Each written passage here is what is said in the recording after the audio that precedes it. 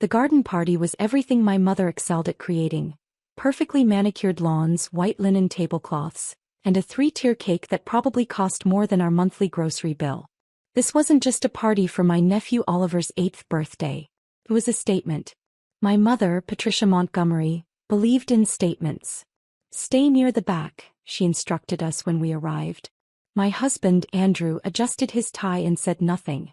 He was good at saying nothing. Our 2 children, 7-year-old Sophie and 5-year-old Lucas, stood close together near the garden gate, watching the other children run across the lawn in their expensive party clothes. Sophie wore a dress from a department store. Lucas had on khakis and a polo shirt I'd found on sale. They looked fine, clean, pressed, appropriate. But next to my sister Diane's children in their designer outfits, they looked like they'd wandered in from a different economic bracket. Which, I suppose, was the point my mother wanted to make. "Sarah." Diane swept over in a flowing sundress that probably cost more than my car payment. "You made it. Mother wasn't sure you'd come." "It's Oliver's birthday," I said. "Of course we came." "Well, the important guests are already here. The Hendersons, the Whitfields, Judge Morrison and his wife." She glanced at my children. "Your little ones can play in the side yard. The main activities are for the primary guests." Primary guest. At an 8-year-old's birthday party. Andrew's hand found mine. His grip was firm, steady. He'd been listening. My brother Thomas appeared with his wife, Jennifer, and their twin daughters, both 9. They were dressed in matching silk dresses with real pearl necklaces. My mother had bought them, I was certain. She'd never bought my children anything. "Sarah, Andrew," Thomas said with a nod. "Good of you to come support the family." Support. As if we were distant relatives doing them a favor, not immediate family. The party began with games. Elaborate games with expensive prizes. Oliver and the other important children, as my mother had designated them, competed for gift cards, electronics, and designer accessories. My children watched from the side yard, sitting on a stone bench under a tree.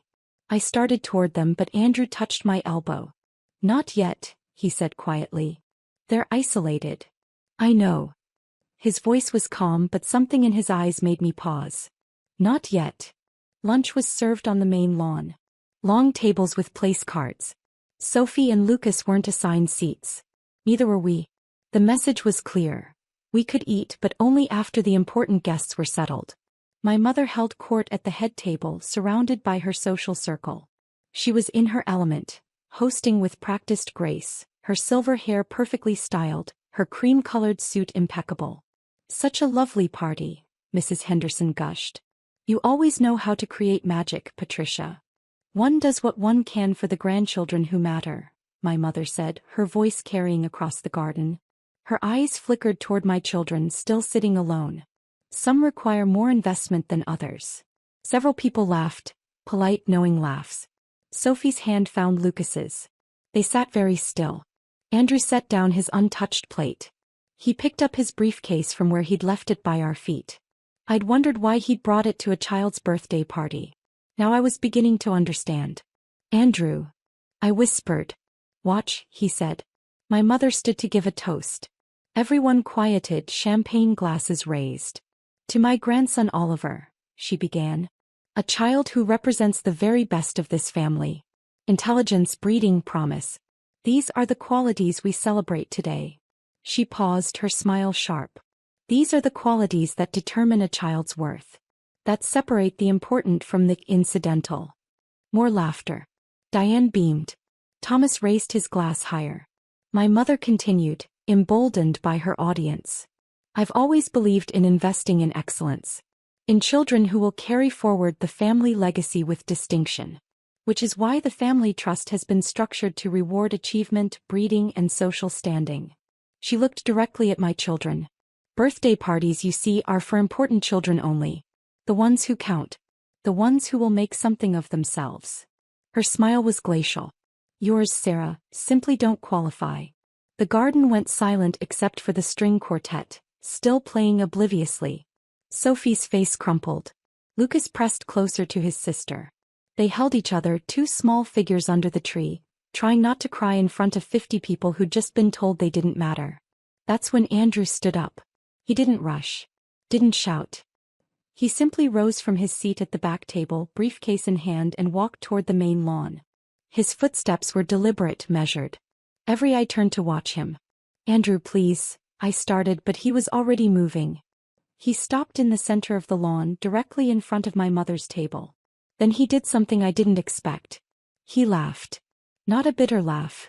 Not sarcastic. A genuine, almost surprised laugh, as if he'd just heard the punchline to a joke he'd been waiting years to understand. The garden froze. My mother's smile faltered. Andrew opened his briefcase. He pulled out a thick folder of documents and set them on the table in front of my mother. Then he pulled out another folder. And another. Legal documents, financial statements, official letterhead on every page. "Patricia," he said conversationally, as if commenting on the weather. "I think we need to talk about the trust." My mother's face went rigid. "This is hardly the time." "The Montgomery Family Trust," Andrew continued, his voice carrying easily across the now silent garden. "Established by your father in 1987. Current value, approximately $47 million.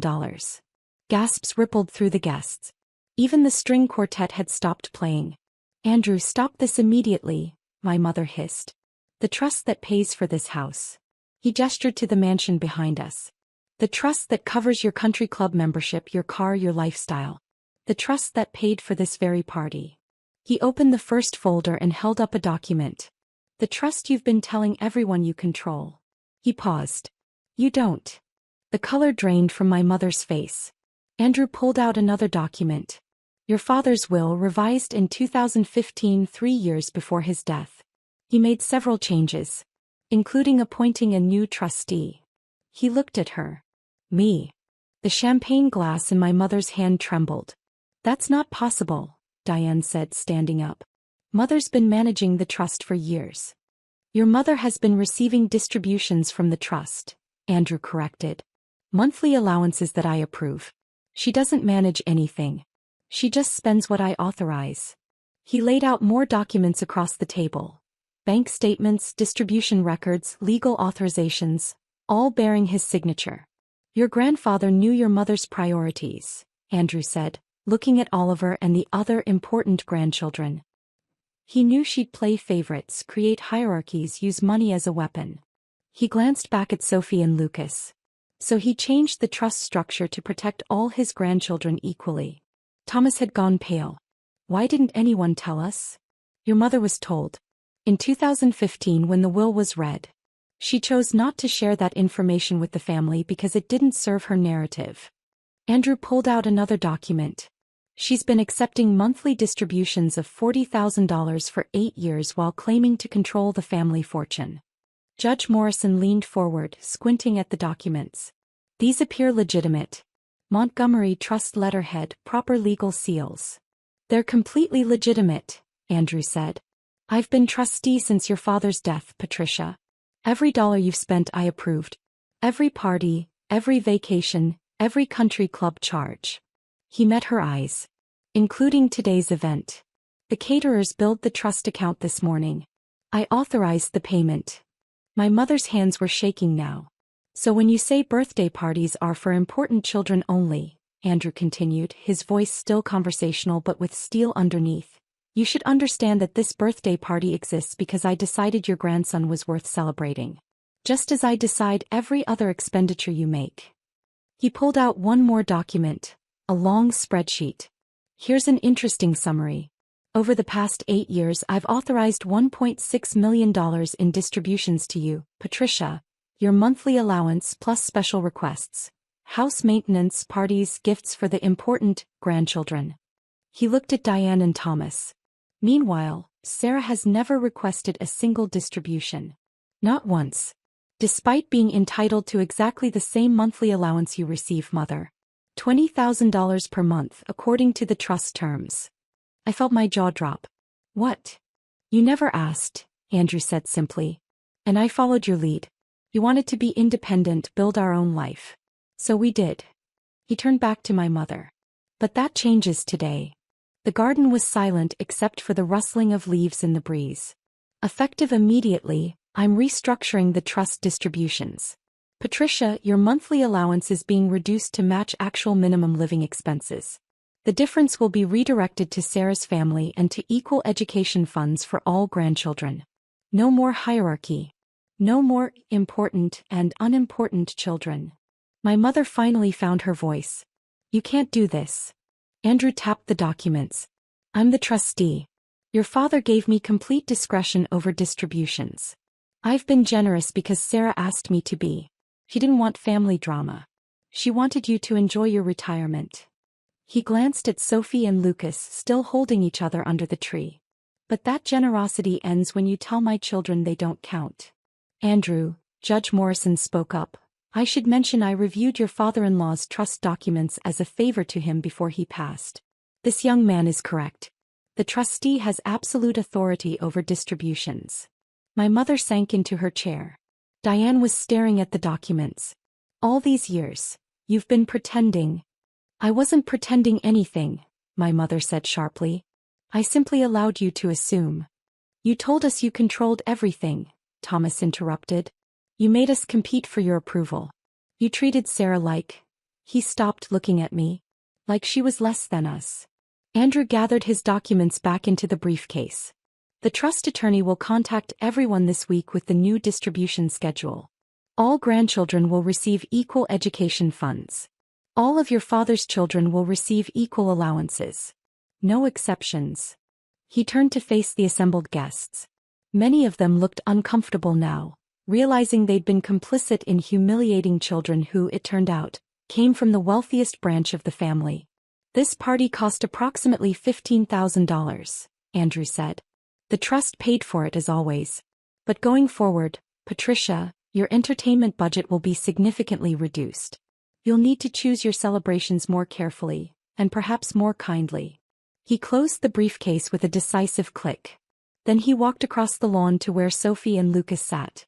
He knelt down in front of them. I level with our children. You count, he said firmly.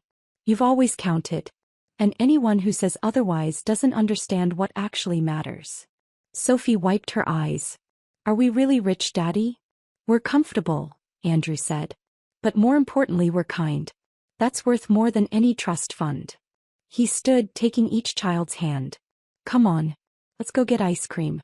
Real ice cream, not whatever fancy thing they're serving here. As we walked toward the gate, my mother's voice called out. Sir, wait. Please. We need to discuss this. I turned back. She looked smaller somehow. Diminished.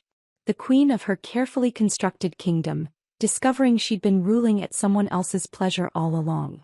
What you said about my children, I said quietly, that they don't count, that they're not important. I glanced at Andrew, standing strong and steady with our kids. My husband just showed you exactly how wrong you are. And he didn't even raise his voice.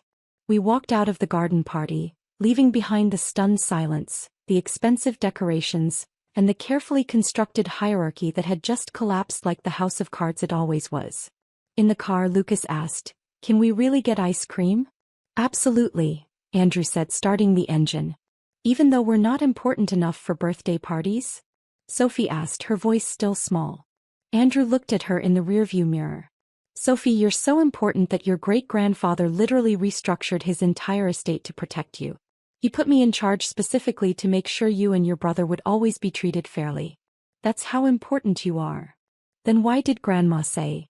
Because sometimes people who feel powerless try to make others feel small to feel bigger themselves, I said gently.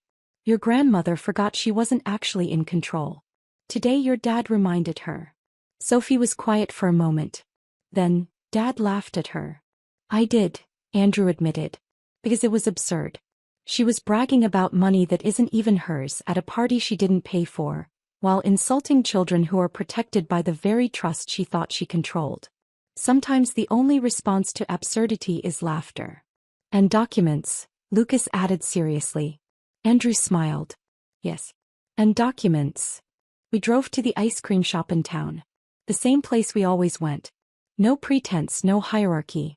Just a family getting dessert on a Saturday afternoon. My phone buzzed repeatedly. Messages from Diane Thomas, my mother. I turned it off. You okay? Andrew asked as we sat outside with our cones. I think so, I said. I never knew about the monthly allowance we could have been taking.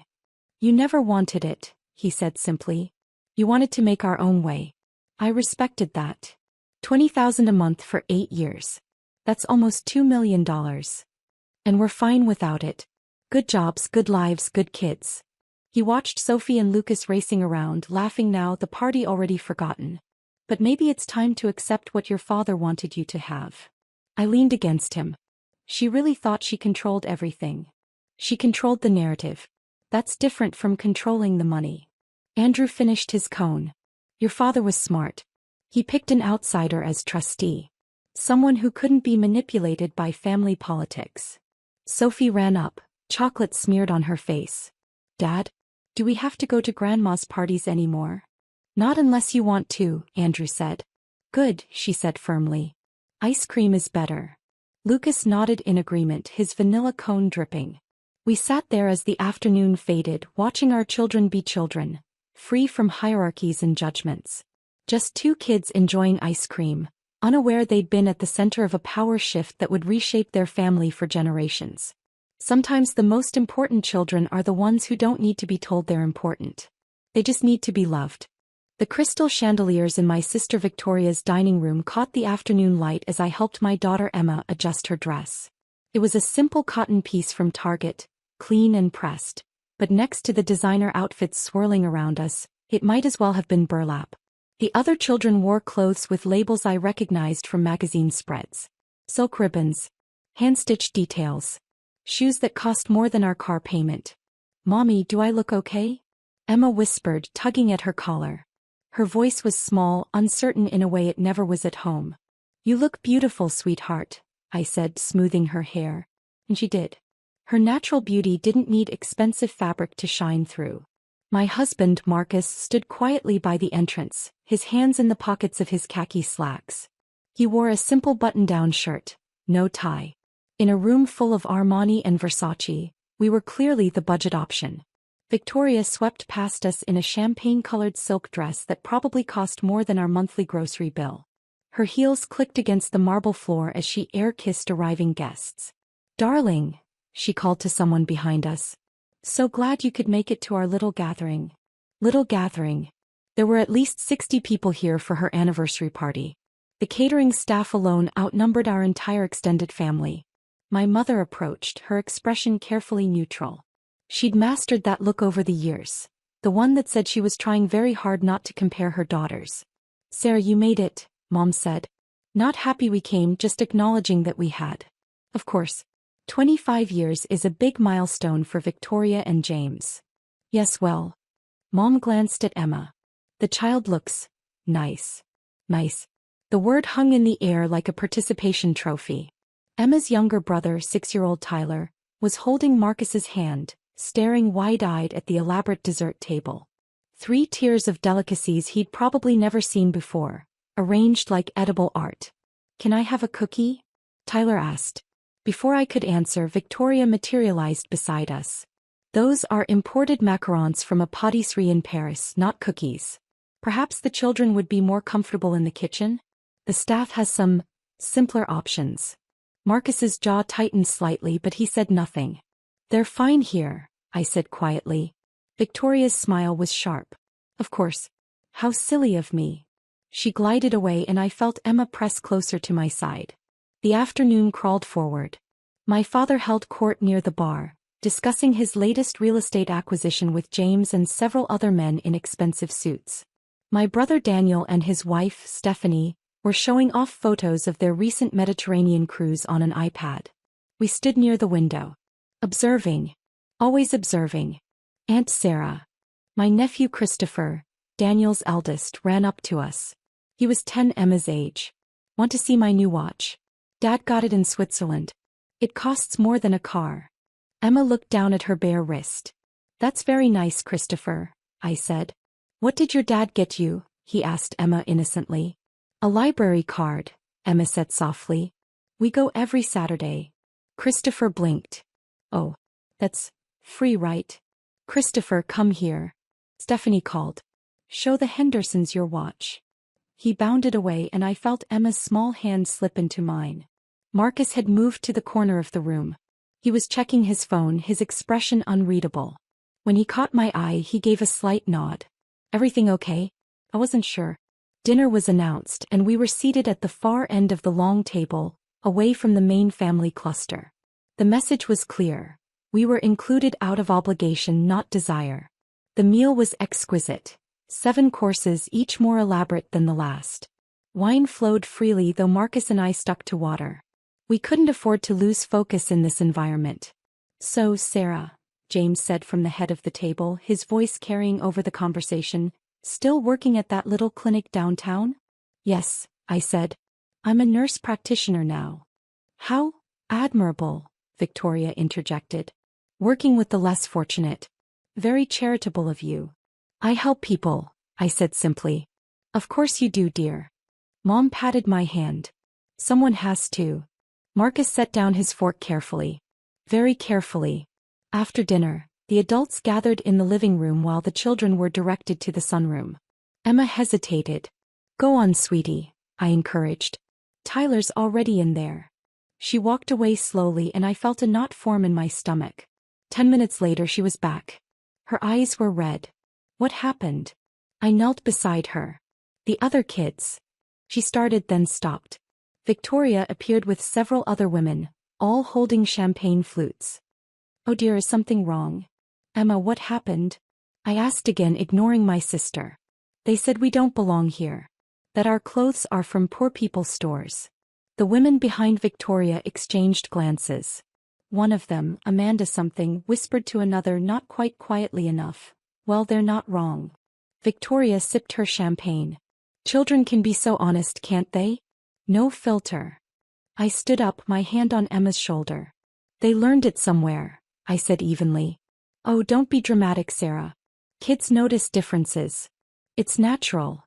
Victoria's eyes swept over Emma's dress, my off-brand handbag, Marcus's department store shirt. Some families prioritize different things. You've chosen a more modest lifestyle. Nothing wrong with that. There's nothing wrong with how we live, I said. Of course not. Victoria's voice was honey-sweet. Discount stores serve an important purpose. Where would people shop without them? Someone has to keep Target in business. The other women laughed, polite, tinkling laughs that made my skin crawl. Emma's tears started falling. Silent, dignified tears that broke my heart. Victoria, I said quietly, that's enough. I'm simply being honest. Look, Sarah, I love you, you're my sister. But let's not pretend.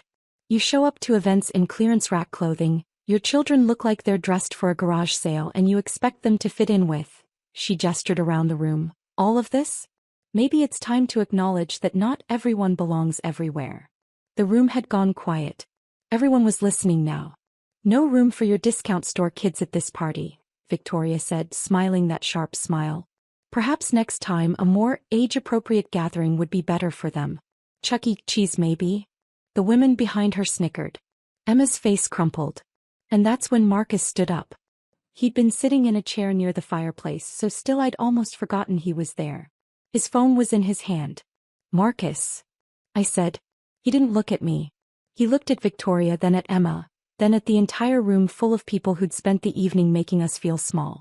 Then he made a phone call. David? It's Marcus. Yes, I know it's Saturday. I need you to pull the property file for 2847 Riverside Boulevard. He paused. Yes, this one. I need documentation sent to my email within the hour. Complete ownership records. The room was silent now. Victoria's smile faltered slightly. Marcus, what are you? He held up one finger, still listening to his phone. Perfect. Also, I need you to contact the property management company.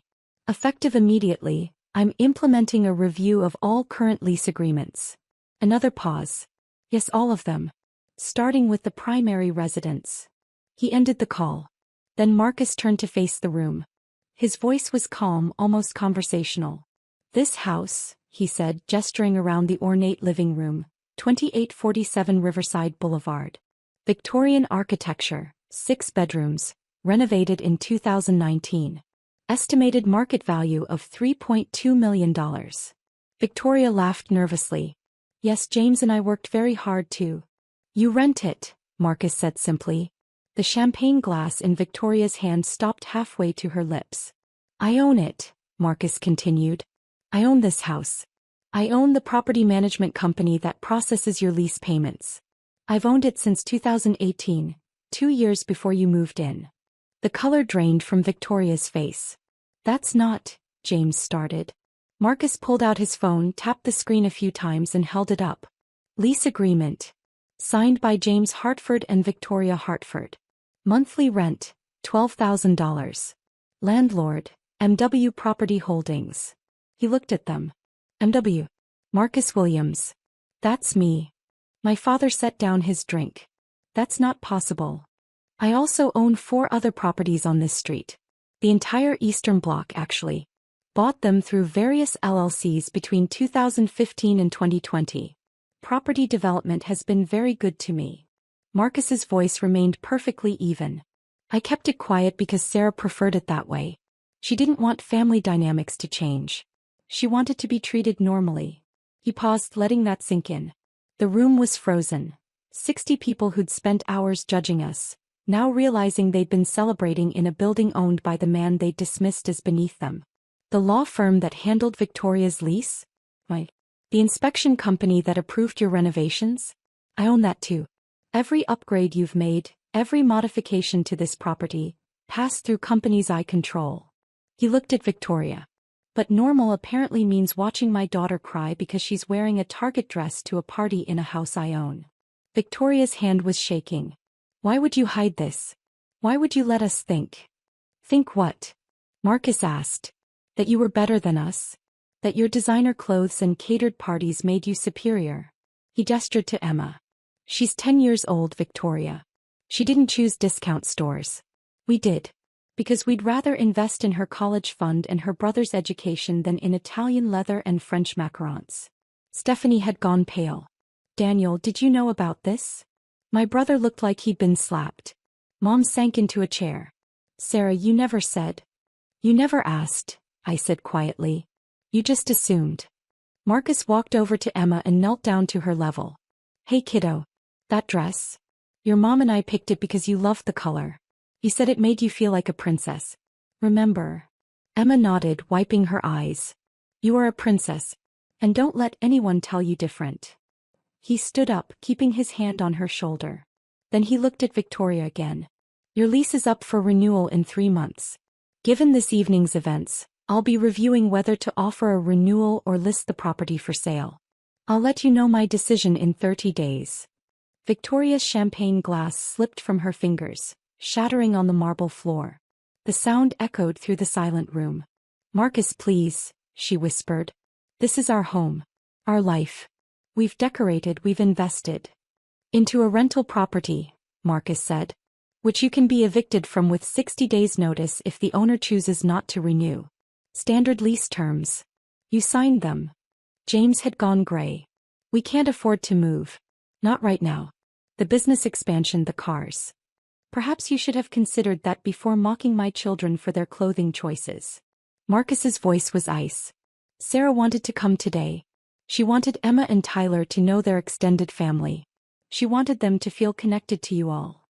He looked around the room at the frozen faces. Instead, you taught them that cruelty comes in expensive packaging. My father finally found his voice. Now let's not be hasty. Victoria made a mistake, but... A mistake is an accident, Marcus said. This was deliberate. Calculated. And it wasn't just today. It's been every family gathering for 5 years. The comments. The exclusions. The subtle and not so subtle reminders that we don't measure up to your standards. He picked up Emma even though she was getting too big for it. She wrapped her arms around his neck. We measure up just fine, Marcus said. We just measure different things. Wait, Victoria's voice cracked. Please, can we talk about this? Privately. Marcus looked at me. I looked at our daughter's tear-stained face, then at Tyler peeking around the doorway from the sunroom, confused by all the tension. No, I said softly. I don't think so. Not today. We walked toward the door. Behind us, the silence was deafening. Sarah. Mom called out. Don't leave like this. We can fix. I turned back. Fix what, Mom? The fact that you've spent 5 years treating my family like charity cases? The fact that you measure worth in price tags? That ends today. Marcus opened the front door. The evening air was cool and clean. As we reached the car, Emma spoke quietly. Dad? Are they really going to have to move? Marcus buckled her into her seat. Maybe. Maybe not. That's up to them. Will we ever see them again? I got into the passenger seat and turned to look at my children. I don't know, babies. But I know this. Wherever we go, whatever we do, we're enough. Just as we are. Marcus started the engine. As we pulled away from the house worth $3.2 million, Emma asked one more question. Dad? If you own all those houses, why do we still shop at Target? Marcus smiled, the first real smile I'd seen from him all day. Because Target has everything we need, kiddo. And we'd rather save money for experiences than things. Remember our camping trip last summer? That was the best, Tyler piped up. Better than a Swiss watch? Marcus asked. Way better, Emma said, her tears finally dry. In the rearview mirror, I could see the lights of Victoria's house blazing in the dusk. Inside, a family was probably having a very different conversation than they'd planned for this evening. My phone buzzed. A text from Daniel, we need to talk. Then Stephanie, I'm so sorry. I didn't know. Then Mom, please call me. I turned off my phone. Marcus reached over and took my hand. You okay? I will be, I said. And I meant it. Because for the first time in years, my children had seen that their worth wasn't determined by price tags or champagne parties. It was determined by dignity, respect, and the quiet strength of knowing who you are. Even if you're wearing a Target dress when you discover it. The front door opened at 4:47 p.m. on a Saturday afternoon. I was in my home office reviewing quarterly reports for the trust accounts when I heard it. Not the usual enthusiastic slam and scattered shoes across the hardwood floor. Not the immediate shout of "Mom, I'm home," that typically echoed through our house. Just a quiet, careful click of the door closing, followed by an unsettling silence that made me look up from my laptop screen. Something was wrong. I found him in the hallway, frozen in place like he wasn't sure what to do next. 7 years old, still wearing the good clothes we'd picked out together that morning. The blue button-up shirt I'd ironed carefully and the khaki pants he'd complained were too uncomfortable but wore anyway because it was a special occasion. His face was red and blotchy, eyes puffy and swollen. He wasn't actively crying anymore, but the evidence of recent tears was clear on his cheeks. Hey buddy, I said softly, kneeling down. What happened? He looked at the floor. His small hands twisted together. I don't want to talk about it. I waited.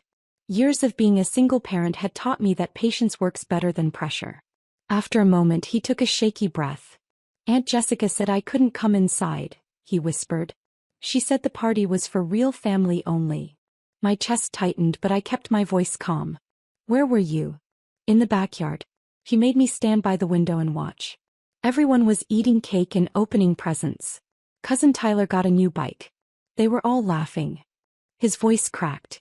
I asked if I could have some cake and Aunt Jessica said I should have brought my own food if I was hungry. I stood slowly processing this. My sister. My own sister had done this to my child. Did anyone else say anything? He nodded, tears starting fresh. Uncle Mark laughed. He said I should be grateful I got to watch. Grandma was there too.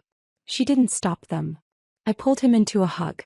He buried his face in my shoulder and finally let it all out. Those deep, gasping sobs that break a parent's heart. I held him until the shaking stopped, stroking his hair, murmuring that everything would be okay. And it would be. Just not for them. After he calmed down, I made him hot chocolate and set him up with his favorite movie in the living room. Then I went to my office and closed the door. My laptop was already on. I pulled up the secure folder I rarely accessed, the one with the complex password and two-factor authentication. The folder containing all the trust documents our parents had established before their deaths 3 years ago in that car accident that changed everything for our family. Most of the family didn't know the actual details of how the trust worked. They assumed everything had been divided equally among the siblings. They assumed they all had direct access to their shares, that the money simply flowed into their accounts automatically each month. They assumed they were independent beneficiaries with full control over their inheritance. They assumed wrong. I opened the primary trust document, All 47 pages of carefully crafted legal language that my parents had spent months working on with their estate attorney. I scrolled to Section 7, Subsection C, Distribution Authority and Trustee Powers. The section I'd memorized but rarely had to reference because I'd never needed to exercise the full extent of the authority it granted me. My parents had named me as the sole trustee with complete discretionary control over all distributions until each beneficiary reached age 45. Jessica was 38. Mark was 41. Neither had hit the threshold where they'd gain direct access to their trust principal. That was still 7 years away for Jessica for Mark. The monthly distributions they'd been receiving? Those came through my approval. The trust paid for Jessica's mortgage, Mark's car payments, their vacation home maintenance, even their children's private school tuition. All of it flowed through accounts I managed. I opened my email and started typing. No anger, no accusations. Just cold administrative efficiency. To Morrison Trust Administration. Subject: Distribution changes effective immediately. Please implement the following changes to monthly distributions. Jessica Morrison, suspend all payments indefinitely. Mark Morrison, suspend all payments indefinitely. Associated dependent distributions, suspend indefinitely. Reason: Trustee discretionary decision per Section 7C authority. I'll send the formal documentation by end of business Monday. I hit send at 5:03 p.m. My phone rang at 5:47 p.m. I let it go to voicemail. It was Jessica. What the hell did you do? The trust administrator just called saying my payments are suspended. Call me back right now. 3 more calls came in the next hour. I ignored all of them.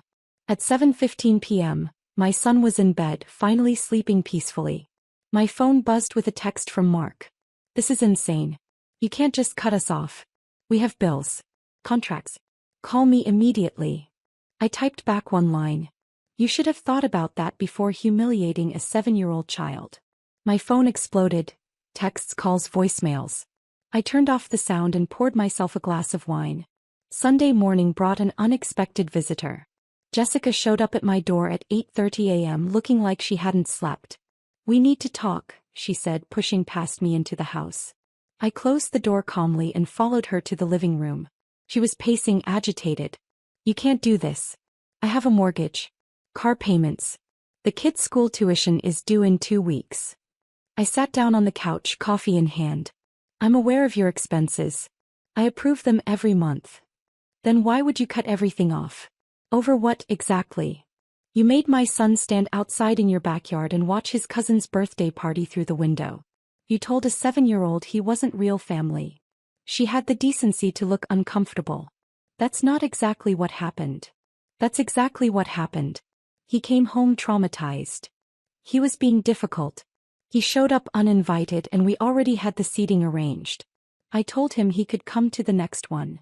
I set my coffee down carefully. He's 7. You invited his cousin who he plays with every week. You sent invitations to every other family member, but not him. It was an oversight. No.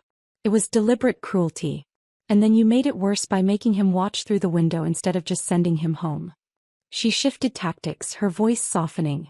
Look, I'm sorry he got his feelings hurt. Kids are sensitive. But you're overreacting. You're going to destroy my financial stability over a misunderstanding. There's no misunderstanding. You drew a line between real family and my son. So now you can experience what it's like to be excluded from family benefits. Her face flushed red. This is about you being bitter that mom and dad made you trustee. You've always been controlling. I've approved every single one of your distribution requests for 3 years without question. Every mortgage payment, every car lease, every vacation expense. I never said no until you decided my child wasn't worthy of basic human decency. It was one party. It was my son. And you broke his heart. Jessica stood abruptly. Mark and I are going to fight this. We'll take you to court. I picked up my coffee again. Section 7C gives me complete discretionary authority. 3 different law firms reviewed it when mom and dad set it up. You're welcome to waste money on lawyers, but the trust documents are ironclad. He stared at me, finally understanding. You're really doing this? I really am. For how long? Until I decide you've learned something. She left without another word, slamming the door hard enough to rattle the frame. Monday morning at 9 a.m., I received a call from the family attorney who handled my parents' estate. "I got a very angry call from your sister," he said. "She's demanding I override your authority as trustee. Can you do that?" "No. Your parents were very specific. You have sole discretion until beneficiaries reach 45. I explained that to her, but she insisted I call you anyway. Thanks for letting me know. Off the record, your parents chose you for a reason. They trusted your judgment." After we hung up, I sent a formal memo to the trust administrator documenting the incident and my decision. Everything needed to be properly recorded. By Tuesday, my phone had 17 voicemails. Jessica, Mark, their spouses, even Mark's college buddy who apparently thought his opinion mattered. I deleted them without listening. Wednesday afternoon brought my grandmother to my doorstep.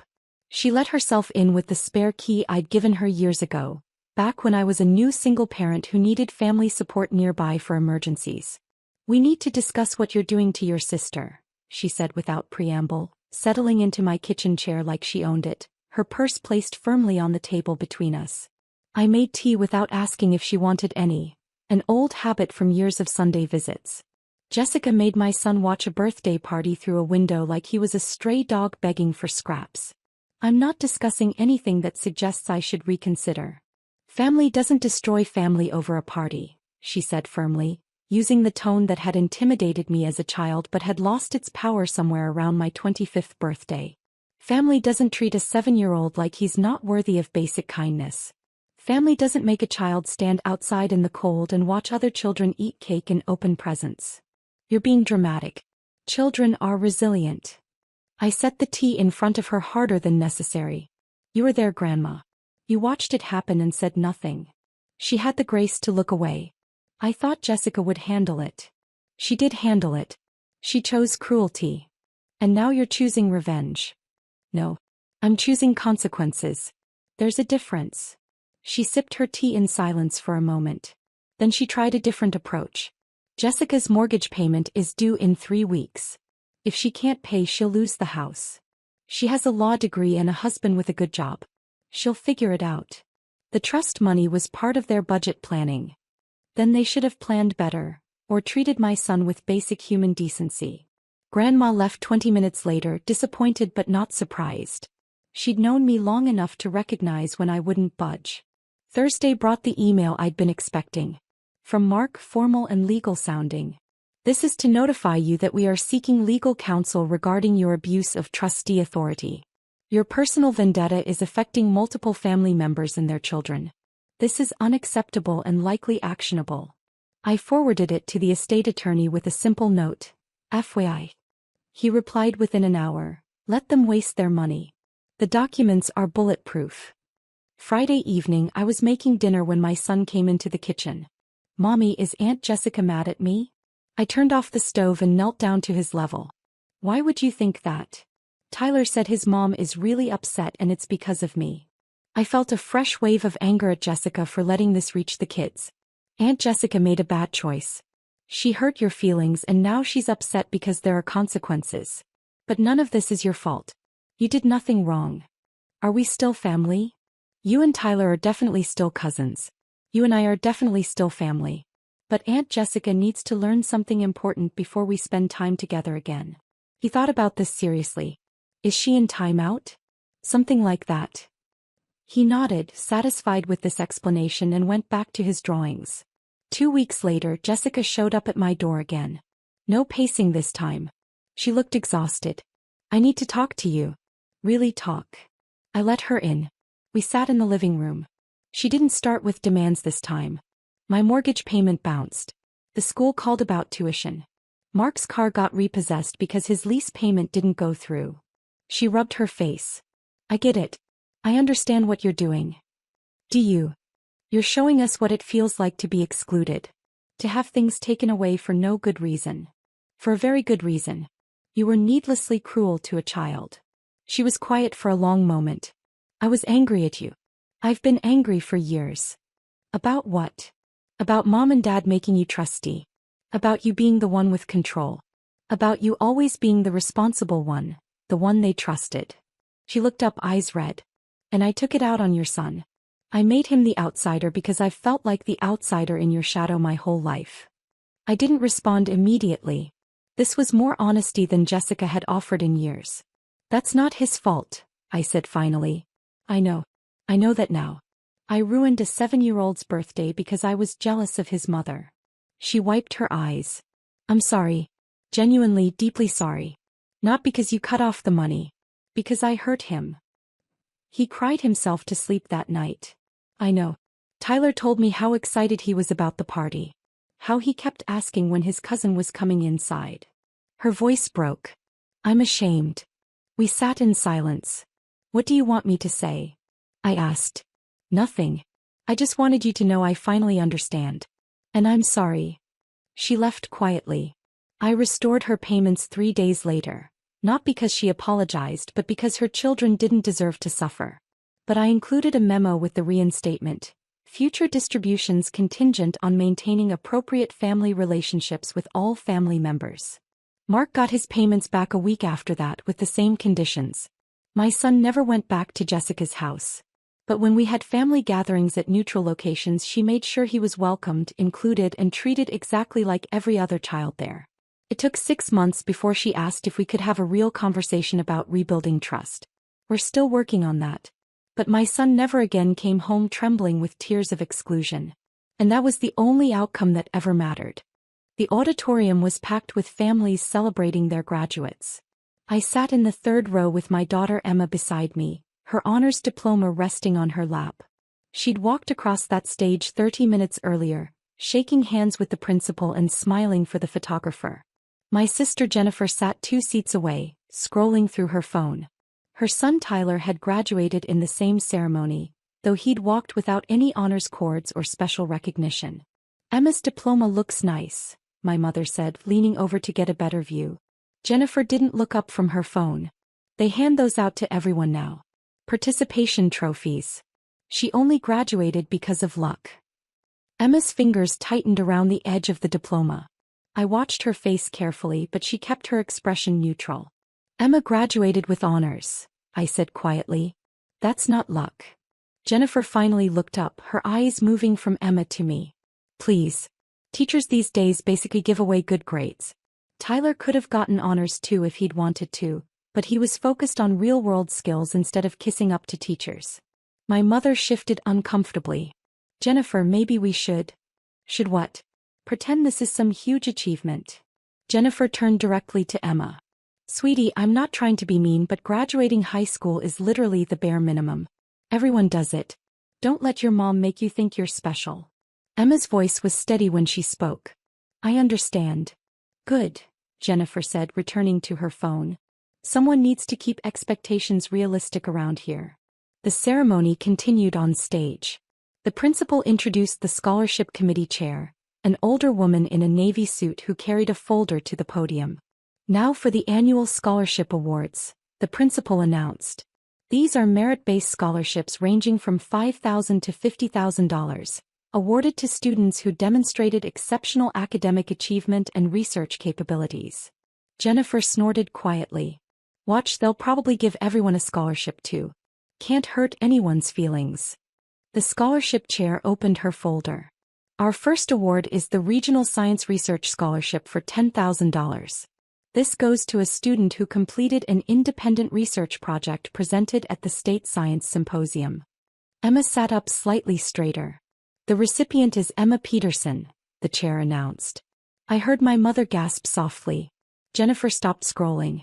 Emma stood, smoothing down her graduation gown, and walked toward the stage. The auditorium applauded. She climbed the steps, shook hands with the scholarship chair, and accepted the certificate and oversized check. When she returned to her seat, Jennifer stared at her. $10,000? For what? A research project on antibiotic resistance patterns, Emma said simply. I worked with a university lab last summer. Jennifer's jaw tightened. I didn't know about that. I mentioned it at Thanksgiving, Emma replied. You said it sounded boring. The scholarship chair was already announcing the next award. The Mathematics Achievement Scholarship for $15,000 goes to a student who scored in the top 1% nationally on the Advanced Mathematics Assessment. Emma's name was called again. This time Jennifer didn't make a sound. She watched Emma walk to the stage, accept another certificate and check, and return to her seat. "How many of these are there?" Jennifer asked, her voice tight. I pulled out the program I'd been holding. The scholarship section lists 12 major awards. They're all merit-based, judged by external committees. Emma was called to the stage 3 more times over the next 20 minutes. A chemistry scholarship for $12,000, a writing award for $8,000, and a community service scholarship for $10,000. Jennifer's expression shifted from skeptical to pale. Tyler, seated beside her, slumped in his chair and stared at his feet. My mother leaned over again. "Jennifer, did you know Emma was up for all these scholarships?" "No," Jennifer said. "Nobody told me. I posted about the applications in the family group chat," I said. "Back in January. You replied with a thumbs-down emoji and said scholarships were scams." The scholarship chair returned to the podium for the final announcements. "We have 2 remaining awards tonight, both of significant value. The first is the Academic Excellence Full Scholarship, which covers 4 years of tuition, room, and board at any state university. This is our highest award, valued at approximately $120,000. The auditorium went completely silent. This year's recipient demonstrated perfect grades across all 4 years, leadership in 3 academic clubs, and publication of research in a peer-reviewed journal," the chair said with a smile. "Emma Peterson." The applause was louder this time. I heard people whistling. Emma walked to the stage for the 6th time, and I noticed her hands were shaking slightly as she accepted the award. Jennifer's phone slipped from her fingers and clattered on the floor. She didn't bend down to pick it up. When Emma sat back down, she had 6 certificates and 6 oversized checks stacked on her lap. The total value of her scholarships exceeded $175,000. "There's one more award," the principal said, returning to the microphone. "But this one is slightly different. Every year we nominate one exceptional student for the National Academic Achievement Award. If selected by the National Committee, the student receives recognition at a ceremony in Washington and a scholarship that covers both undergraduate and graduate education at any institution in the country." Jennifer finally bent down to retrieve her phone. Her hands were shaking. "We received notification last week that our nominee was selected," the principal continued. "Out of over 15,000 nominees nationwide, only 50 students are chosen. This is the first time in our school's history that one of our students has received this honor." I already knew what was coming. Emma had gotten the email 3 days ago. She'd shown it to me in the kitchen, her eyes wide with disbelief. "Emma Peterson, please come to the stage." The applause was different this time. People stood. Teachers who had lined the walls were clapping. I saw several of them wiping their eyes. Emma walked to the stage one last time. The principal shook her hand and then pulled her into a hug. The scholarship chair handed her a special plaque and another certificate. "The national award covers full tuition, fees, room, board, books, and a stipend for living expenses for up to 8 years of continuous education," the principal announced. "The total value exceeds $400,000. Jennifer made a choking sound. When Emma returned to her seat, she was crying. She set the plaque down carefully on top of her other awards and wiped her eyes with the back of her hand. "I didn't know," Jennifer whispered. "I honestly didn't know. I told the family group chat," I said again. "I mentioned her research projects at every family dinner. I talked about her test scores, her college applications, her volunteer work. You weren't paying attention." The ceremony concluded 15 minutes later. Families began filtering out toward the lobby where refreshments were set up. Emma gathered her awards carefully, stacking them in chronological order. Tyler approached us hesitantly. "Emma, that was really cool. Congratulations." Emma smiled at him. "Thanks, Tyler. How are you feeling about community college?" "Good," he said. "I'm actually excited about the technical program I got into." "That's great," Emma said, and she sounded genuine. "You're really good with your hands. You'll do well." Jennifer stood frozen in place, staring at the stage. My mother touched her arm gently. "Jennifer, we should go congratulate Emma properly." Jennifer turned to look at Emma as if seeing her for the first time. $400,000? Plus the other scholarships, I confirmed. Though she can't combine them all. She'll have to choose which ones to accept. I thought she was just an average student, Jennifer said. I thought Tyler was the smart one. Tyler is smart, I said. He's just smart in different ways. But that doesn't mean Emma isn't exceptional. We moved toward the lobby. Other families stopped Emma every few feet to congratulate her. Teachers hugged her. The principal asked to take a photo with her for the school website. Jennifer walked behind us, silent. Tyler had wandered off to find his friends. In the lobby, the scholarship chair approached Emma directly. I wanted to personally congratulate you. Your research paper on antibiotic resistance was genuinely impressive. Several committee members have PhDs in microbiology, and they were amazed by the depth of your analysis. Thank you, Emma said. I had great mentors at the university lab. Have you decided where you'll attend in the fall? MIT, Emma said. They have the best bioengineering program and they've guaranteed me a spot in their advanced research track. The chair beamed. Excellent choice. Keep in touch. I'd love to hear about your work. After she left, Jennifer finally spoke. MIT. She was accepted to MIT, Stanford, and Princeton, I said. She chose MIT because of their research facilities. I didn't know she applied to those schools. She talked about it at Christmas dinner. I reminded her. You said she was aiming too high and would be disappointed. Jennifer's face crumpled. I said that. You did, Emma said softly. It's okay, Aunt Jennifer. I know you didn't mean to be hurtful. But I was hurtful, Jennifer said. She looked at Emma's stack of awards. I was so busy being proud of Tyler for just graduating that I didn't see what you were accomplishing. I dismissed it. I called it luck. Tyler should be proud of graduating, Emma said. Everyone's path is different. That's very mature of you, Jennifer said. More mature than I was today. My mother had been standing quietly, but now she stepped forward. Emma, sweetheart, I'm so proud of you. I always knew you were special, but this is beyond anything I imagined. Emma hugged her grandmother. Thank you, Grandma. Jennifer watched this exchange, her expression pained. Emma, I owe you an apology. A real one. What I said today was cruel and wrong. You didn't graduate because of luck. You graduated because you worked incredibly hard and you earned every single one of those awards. Emma looked at her aunt for a long moment.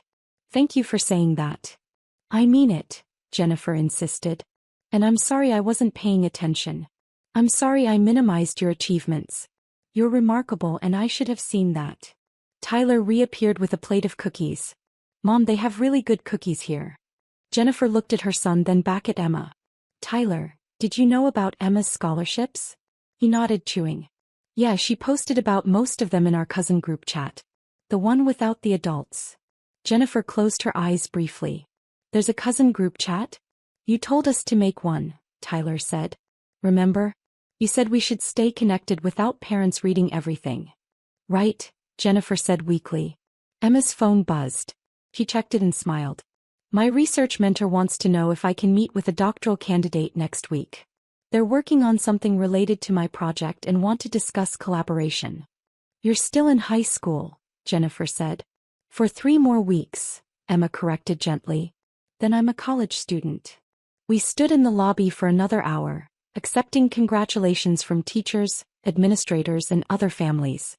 Emma handled each interaction with grace, thanking people sincerely, asking about their plans and deflecting attention when she could. Jennifer stayed nearby the entire time watching. I could see her reassessing everything she thought she knew about Emma.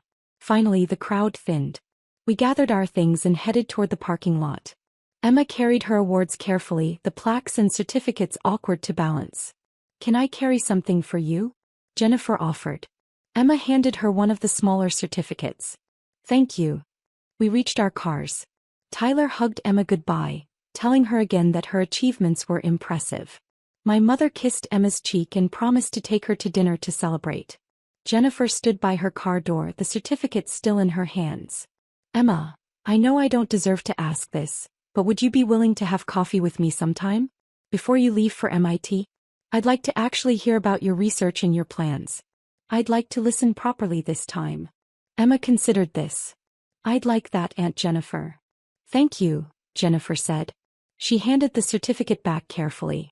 You really are exceptional. I'm sorry it took me so long to notice. We drove home in comfortable silence. Emma stared out the window, the sunset painting everything gold and orange.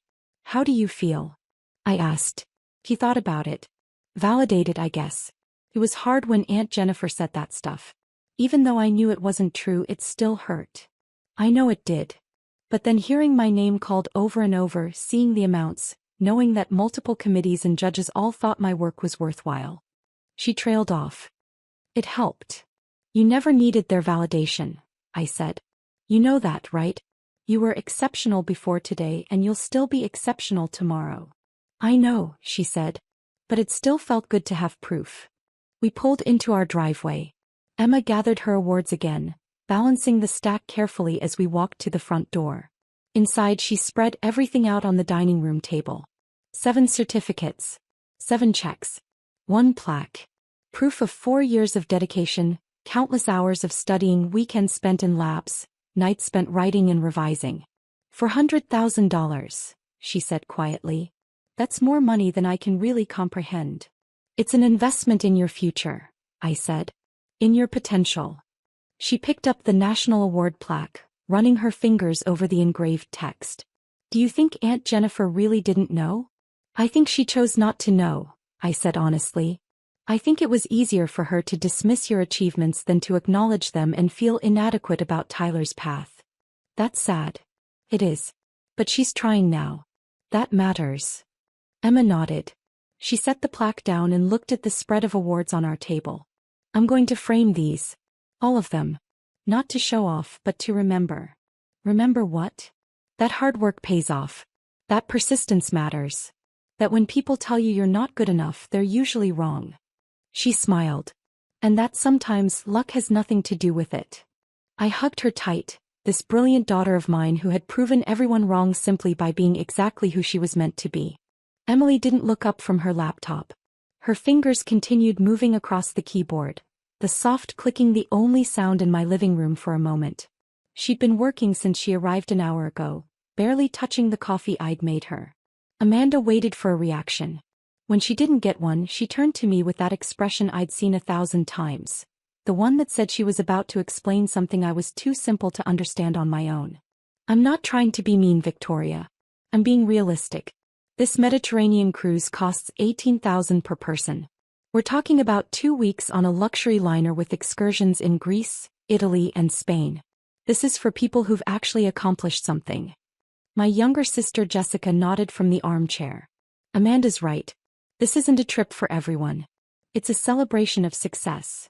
"And who exactly are we celebrating?" I asked quietly. "Well, my promotion to senior partner, obviously," Amanda said.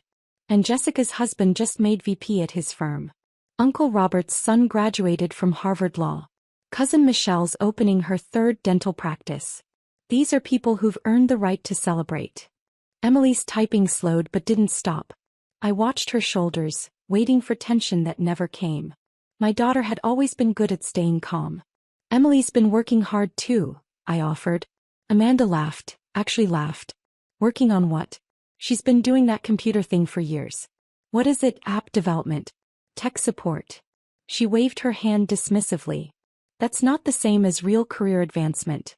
"No offense, Em." Emily finally looked up. Her expression was neutral, maybe even slightly amused. "None taken, Aunt Amanda." "See? She gets it." Amanda pulled out her phone, scrolling through something.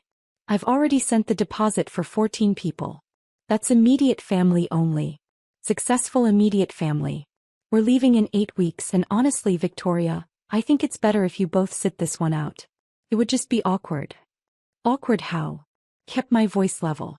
"Well, everyone will be talking about their achievements, their careers, their investments. What would Emily talk about?" "Her laptop." Amanda's smile was sharp.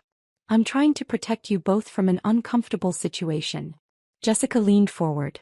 "We could do a separate trip for you two later. Something smaller. More appropriate to your budget level." "How thoughtful," I said. Emily had gone back to typing, her face illuminated by the screen's glow. I noticed she was smiling slightly. Amanda stood up, smoothing her designer skirt. "I'm glad you're being reasonable about this. Some people would take it personally, but you've always been practical, Victoria. You understand how the world works." Success attracts success. We're building a family brand here. A family brand, I repeated. Exactly. And I'm sorry, but Emily's little tech hobby doesn't fit the image we're cultivating. Maybe in a few years, if she actually makes something of herself, we can reconsider. Amanda checked her watch. I have a dinner meeting with clients. Jessica, want to grab lunch before my meeting? Sure. Jessica gathered her purse. Victoria, no hard feelings, right? This is just business. Just business, I agreed. They headed toward the door, still talking about the cruise. Amanda was describing the ship's amenities, the private balconies, the Michelin star restaurants. Her voice carried back to us, full of excitement and superiority. Emily closed her laptop and looked at me. You okay, Mom? Are you?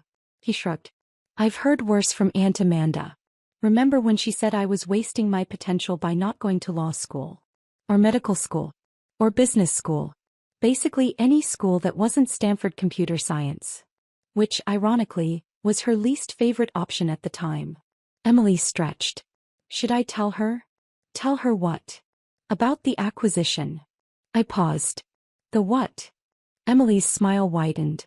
I was going to wait until the press release tomorrow, but since we're having this conversation, Mom, the company I founded got acquired. The deal closed yesterday. My heart started beating faster. Acquired. By Microsoft. For $4.2 billion. I sat down heavily on the couch. Billion. With a B. Emily opened her laptop again, turning it toward me. Her email was open and I could see messages from lawyers, bankers, journalists. I was actually in a video conference with the integration team when Aunt Amanda started her speech. I had my camera off. $4 billion. 4.2.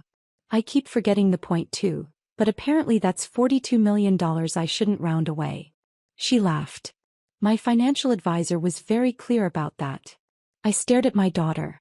She was wearing jeans and an old Stanford hoodie, her hair in a messy ponytail, looking exactly like she had as an undergraduate, except now she was apparently a billionaire. When were you going to tell me? Tonight, actually. I wanted to do it over dinner somewhere nice. Make it special. She gestured toward where Amanda and Jessica had been sitting.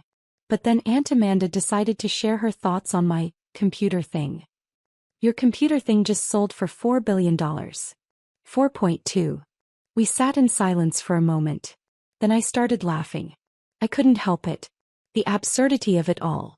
Amanda's speech about success and family brands, her dismissal of Emily's career, all while my daughter was casually worth more than everyone in our extended family combined. What are you going to do? I asked. Emily shrugged.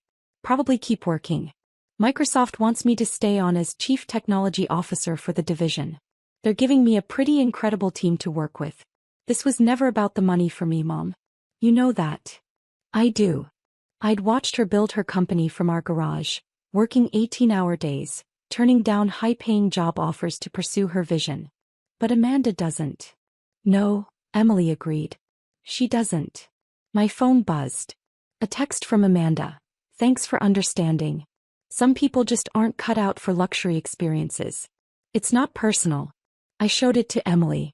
Wow, she said. She really committed to that message. She always does. Emily was quiet for a moment, then looked at me with an expression I recognized from her childhood, the one that appeared right before she did something clever. Call her back.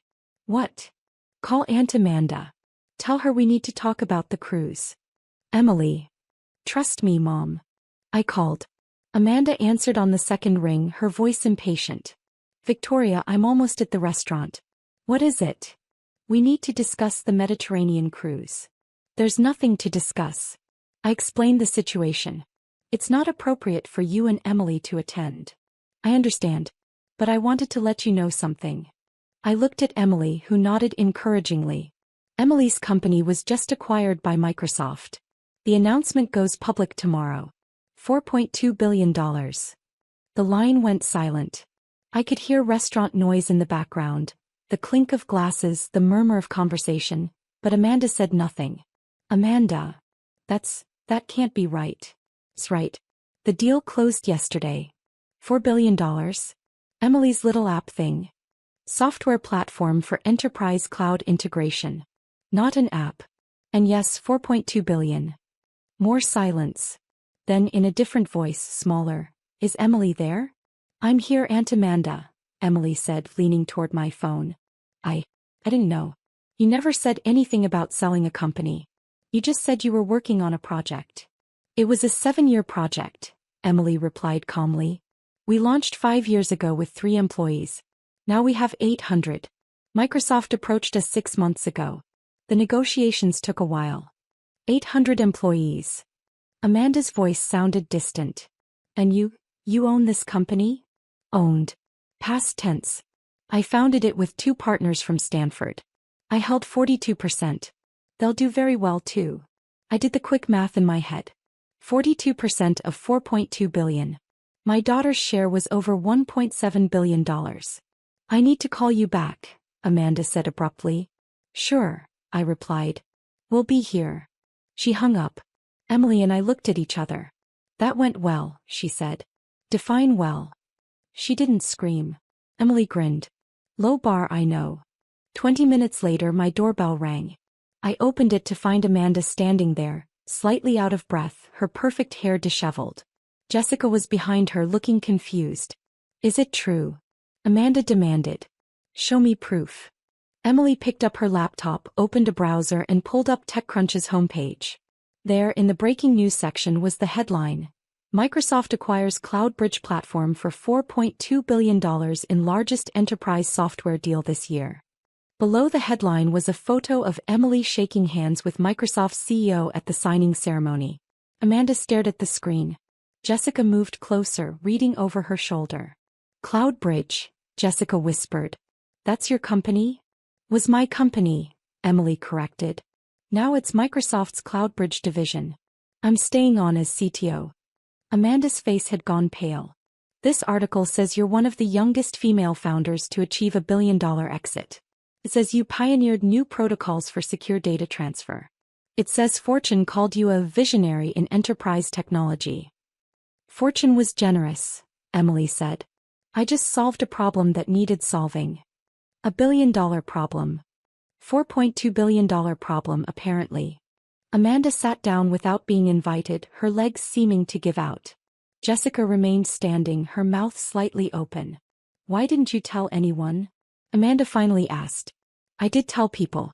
I told Mom everything. Always. I told my investors, my team, my partners.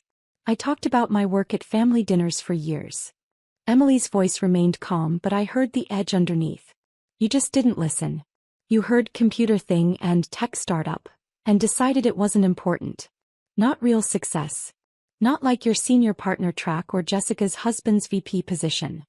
Those are still impressive achievements, Jessica said defensively. They are, Emily agreed. They're great achievements. You should be proud. But they don't make you better than me. They don't make you successful while I'm unsuccessful. They just make you different. Amanda's phone started buzzing. She looked at it, her expression shifting from shock to something harder to read. It's Uncle Robert, she said. And Cousin Michelle. And everyone's calling. The press release went out early, Emily explained. Microsoft moved it up because a blogger was about to break the story. So yeah, everyone probably knows now. Amanda's phone continued buzzing. She ignored it and looked up at Emily. The cruise, she said quietly. $18,000 is nothing to you now. You could buy the entire ship. I probably could, Emily acknowledged. But I'm not going to. What? I'm not going on your cruise, Aunt Amanda. You made it very clear that trips like that are for successful people only. And you made it even clearer that I don't qualify. Emily closed her laptop. Your standards, not mine. But that was before I knew. Before you knew I was worth money. Right. So if I were still running a small startup, still working 18-hour days, still building something I believed in, but without the billion-dollar exit, I still wouldn't be successful enough. I still wouldn't belong on your family trip. Amanda stood up, her composure cracking. Emily, please. I made a mistake. I didn't understand what you were doing. But we're family. This cruise is supposed to celebrate family success, and you're the biggest success story we have. You should be there. You deserve to be there. Now I deserve it. Yes. Well, Amanda trailed off, seeming to realize what she was saying. I appreciate the invitation, Emily said, her voice gentle but firm. But I'll pass. I'm actually planning my own trip. My team and I are doing a retreat in Japan to celebrate the acquisition and plan the next phase of development. 2 weeks in Tokyo and Kyoto working with some of the best engineers in the world. That's my version of celebrating success. Jessica finally spoke up. We could change the cruise. Make it about you. Celebrate your achievement. Why would I want to celebrate with people who didn't think I was worth celebrating an hour ago? Emily asked. The question wasn't cruel, just honest. You didn't want me on your Mediterranean cruise because you thought I hadn't accomplished anything. Now you want me there because I have? That's not family, Aunt Jessica. That's networking. Amanda's phone was still buzzing insistently. Everyone's going to want to meet you now. Connect with you. The whole family. I'm sure they will, Emily agreed. And I'll be polite. I'll answer their calls and emails. But I'm not going to pretend the last few years didn't happen. I'm not going to forget that my computer thing wasn't good enough until it made me rich. What can we do? Amanda asked. Her voice had changed completely, all the superiority gone. How can we fix this? Emily considered the question. You can go on your cruise. Have a wonderful time. Celebrate your achievements because they are real achievements. And maybe, while you're sailing around the Mediterranean, you can think about the difference between someone's worth and someone's net worth. Emily. I need to get back to work, Emily said, not unkindly. The integration team needs some architecture decisions by tonight. Mom, dinner at 7? Sounds perfect, I said. Emily gathered her laptop and bag, kissed my cheek and headed for the door. Amanda and Jessica watched her leave, neither seeming to know what to say. After she was gone, Amanda turned to me. Victoria, please. Talk to her. She'll listen to you. She did listen to me, I replied. I taught her to value her work, to believe in herself and not to measure her worth by other people's standards. She learned that lesson very well. But the family will be fine. You have your cruise. Enjoy it. My phone buzzed with a text from Emily.